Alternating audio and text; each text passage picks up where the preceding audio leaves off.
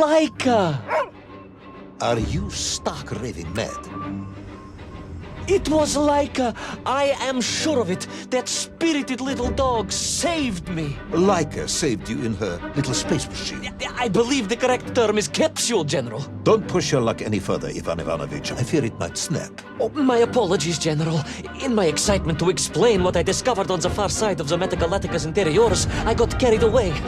And it happened like this.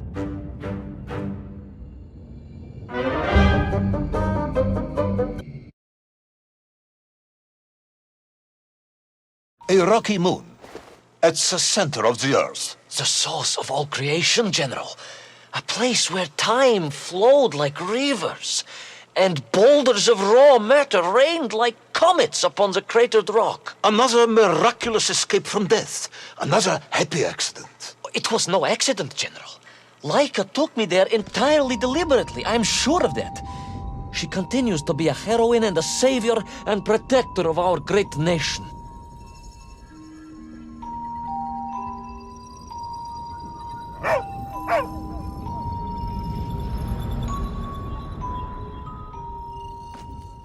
Laika died in orbit. No, General, she did not. She's very much alive and happy, and currently living several miles below our feet. Laika is dead, Ivan. She most certainly is not, General. This is the real world, Tavarish. A world where you did not go to the center of the Earth, and Laika died in orbit. In my world, General, Laika is still alive. A better world, some may argue. Very well. I will live in your world for a while longer, but time is running out. Ah, yes, time, General. I was just coming to that.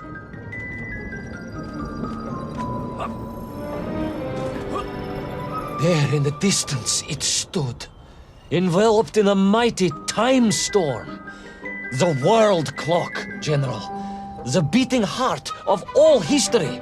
The axis mundi, the pillar of the world. Not enough to conquer Russia by drilling back to the surface with his magical mind-controlling atomic radio set, then. No, General. You see, what if he could fuse little Orpheus directly with the world clock? Then his message would radiate with every tick and every talk. He would not simply be the Tsar. He would be the Tsar of all time, the eternal tyrant. The literal incarnation of everything our glorious revolution stood to overthrow.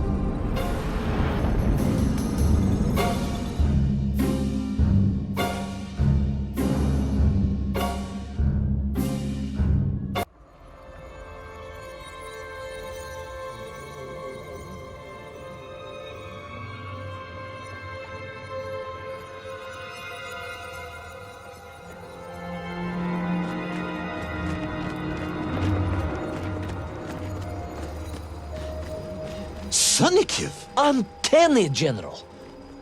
But it was somehow different. I felt no cold. The waves were motionless.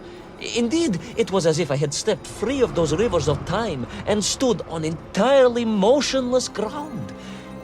And there in the distance... What? Debris from Tsarya and tall slave mines had washed up here. Almost as if I were meant to find it. And there, amongst it, the winking of steel led me to a blasting cap, and a plan began to form.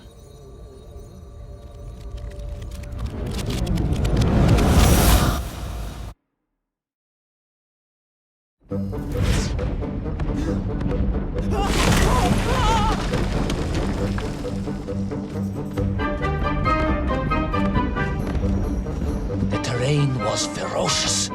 Explosive eruptions of fire and heat, thunderous emissions, and lethal gases. Much like your cousin Pavel, perhaps, as a result of consuming all of those stolen eggs. Aha! General, you have been listening after all!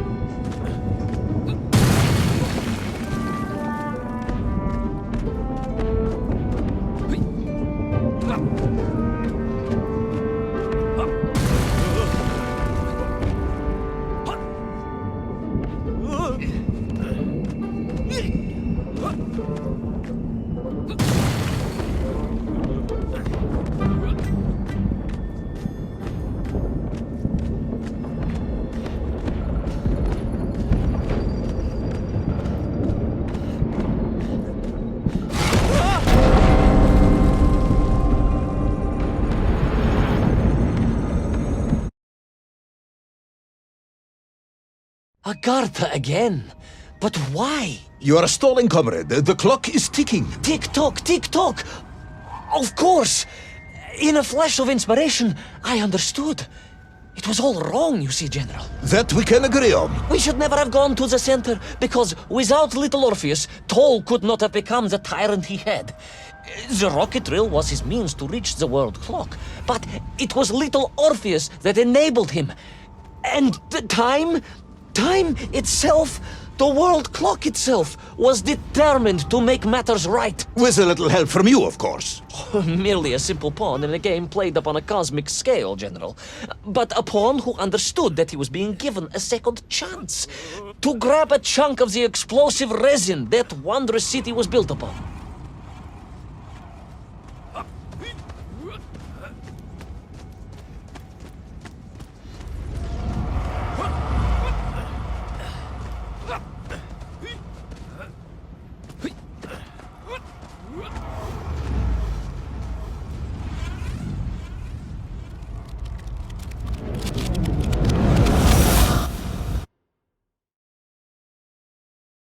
And I was back.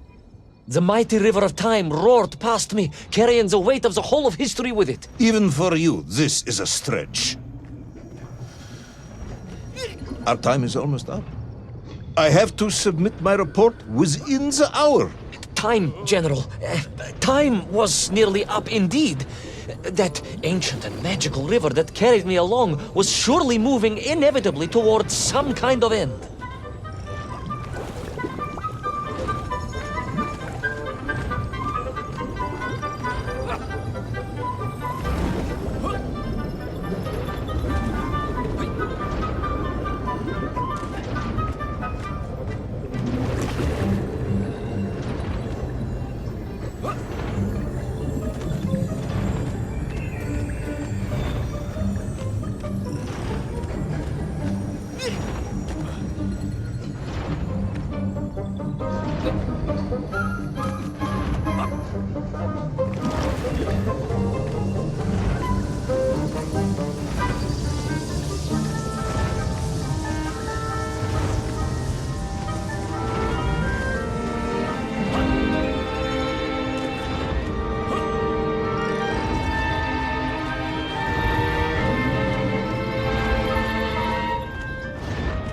Enough.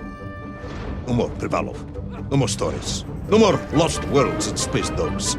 I'm full of it. It is nearly midnight, and you have not given me the adequate explanation for the whereabouts of little Orpheus and the atomic bomb. But, General, I am about to tell you what happened when I finally caught up with the villain Toll. I do not care, Tavarish. I simply do not care. You have worn me down, and it is time to call a halt to this. I bear you no malice, comrade. In many ways, I admire you, but time is running out. Yes, General, yes. Time. Because it was time itself that suddenly appeared to be on my side.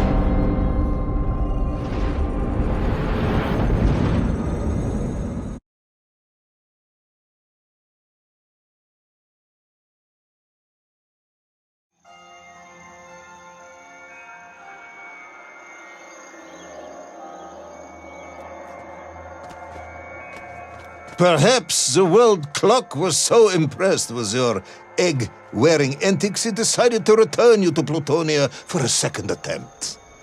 I would strongly suggest you cut to the chase. The chase, yes. The pursuit of Toll and little Orpheus. I stood there with the resin fragment in one hand and the blasting cap in the other, and then, just like that, a clock began to ring. The world clock? No, General, an alarm clock. My Slava alarm clock, in fact, given to me by Auntie Marsha. The one who married the beef investigator. The very same. And the moment I saw that clock, I knew what I had to do.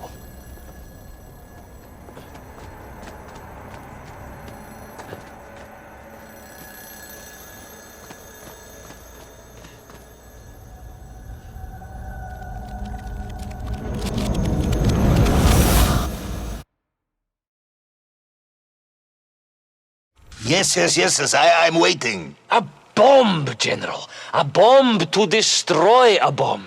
So, you decided to build a bomb, eh? A bomb to destroy little Orpheus. It was a simple plan, really, General. Yes, you are very fond of your simple plans.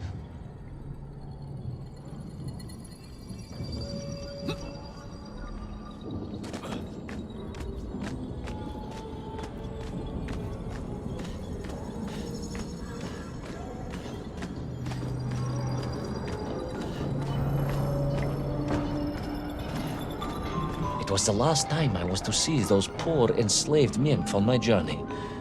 As they scurried in agitation around the base of the rocket drill, now a dreadful weapon of war in the hands of a madman, I was reminded of my mother. Your mother looked like a nymph? That is extremely disrespectful, comrade. No, I meant I was raised by my mother from an early age, of course. My childhood memories of my father were all too brief. You are rambling, Comrade Privalov. Time is running out. Dieni Rezinovi.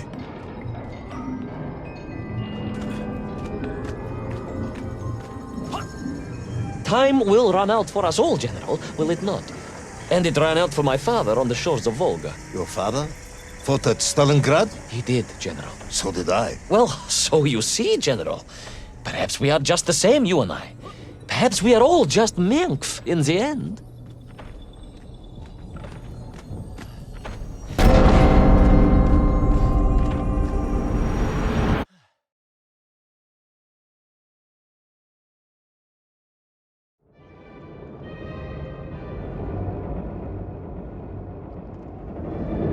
What possible use in the construction of a bomb could be found in the belly of a giant whale? Were you perhaps planning on using a worm as a fuse? That would be ridiculous, General. I would hate to undermine your otherwise entirely plausible account. You forget, General. The belly of the beast was full of shipwrecks.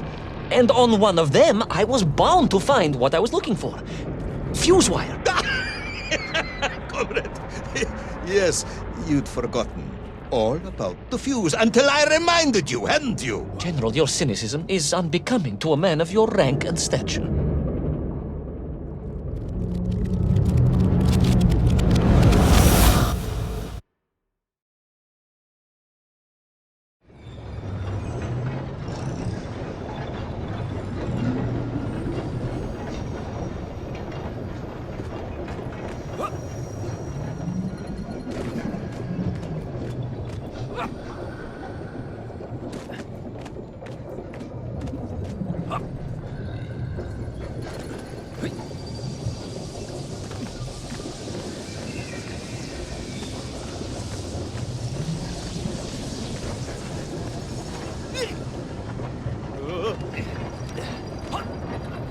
The clock was now ticking, General. Literally. I was surrounded by time, immersed in it, floating along a river of it on a raft made of history, seeking the next moment of opportunity to hurtle backwards amongst those lost worlds. I am a patient man, Tavarish. I lost 3 toes in the winter outside Sharkovskaya in 42. A drunken dentist removed 2 frostbitten toes and 1 perfectly healthy one. You may therefore consider me a man blessed with an uncommon level of endurance for discomfort. I hate visiting the dentist. My uncle Vanya was a dentist, and he was a deeply strange man, notwithstanding the love he felt for his pigs. Is what? He was a pig dentist, General. He always claimed that the human mouth presented an insufficient challenge. Let me challenge you, comrade. You will tell me what happened to little Orpheus. My patience is exhausted. I am done. But we are nearly there, General. The world clock was...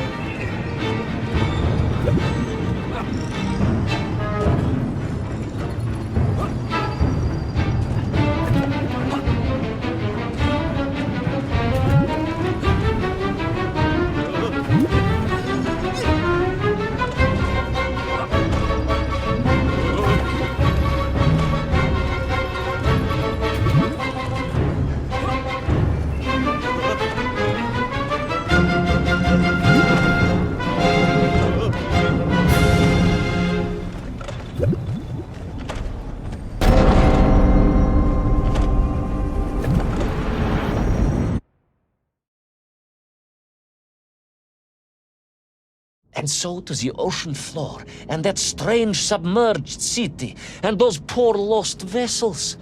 To find a shell case to hold all of my scavenged ingredients, the last piece I needed to construct my bomb. Ah, yes, I have been waiting for this. General? Time, Ivan Ivanovich. Whilst you have rambled on and on about it, I have simply bided mine. I am a patient man, as I have said. Yes, I don't feel I paid enough attention to the story about your toes. Do you have specially made shoes? Enough!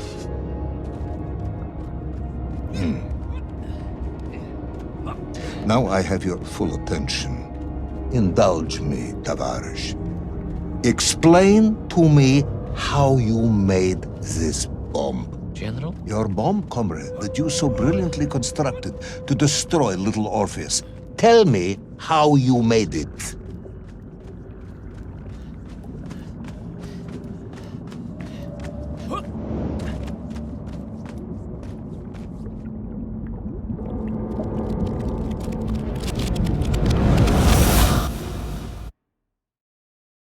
Well, In detail. The type of detail that should present no problem to a man who is actually capable of building a bomb, which I suspect would be an entirely different man to one who cheated on his entrance exams for the cosmonaut program.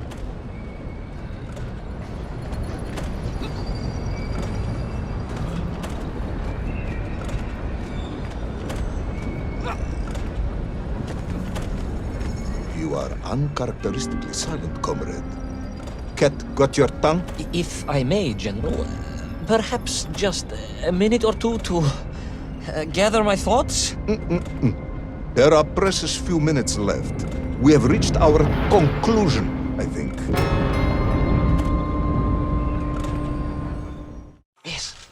Yes, we have, General. I gazed up at the world clock and knew I had arrived at my destination. Whatever lay inside would see my journey end one way or another. But I had no idea of the marvels that awaited me. And The bomb, Ivan Ivanovich! Tell me how you built the bomb! it was a wonderful sight. The world... It is 2 minutes to midnight, Ivan. It is time to end this